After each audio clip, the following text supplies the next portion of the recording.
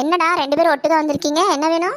அம்மா நாளைக்கு எக்ஸாமுக்கு பென் பென்சில்லாம் வாங்கணுமா, அது இல்லாமல் ஸ்கேல் வேறு கொஞ்சம் அழுக்காக இருக்கா, அதனால புது ஸ்கேல் தான் எடுத்துகிட்டு போகணும்.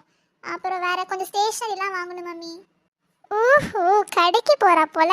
இரு நம்மளும் போய் கேட்போம். அம்மா எனக்கும் பென்னு பென்சில் எல்லாமே வாங்கணுமா, பவுச்சு எல்லாமே எனக்கு வந்து நிறையா வேணும் மம்மி. ஆமா அவளுக்கெல்லாம் அதை வாங்கி தராதீங்கம்மா, அவள் சும்மா எக்ஸாமுக்கு போறா, நான் பப்ளிக் எக்ஸாமுக்கு போறேன். என்னோட ஸ்டேஷனரி எடுத்து கொடுங்க. சும்மா நான் இப்போ வாங்குறேன்னு சொல்லிட்டு அவளுக்கு இப்போ வாங்கணும். உனக்கு தெரியுமா என்கிட்ட பவுச் இல்லை, அதனால தான் நான் பவுச் கேட்டேன். என் பெண்ணு எழுத மாட்டேங்குது, அதனால தான் பெண்ணு கேட்குறேன். என்னோட ஸ்கேல் என் ஃப்ரெண்டு உடச்சிட்டா, அதான் ஸ்கேல் கேட்குறேன்.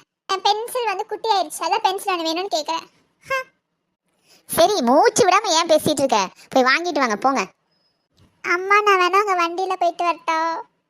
உன் வயசு என்ன, வா நடந்து போகலாம்.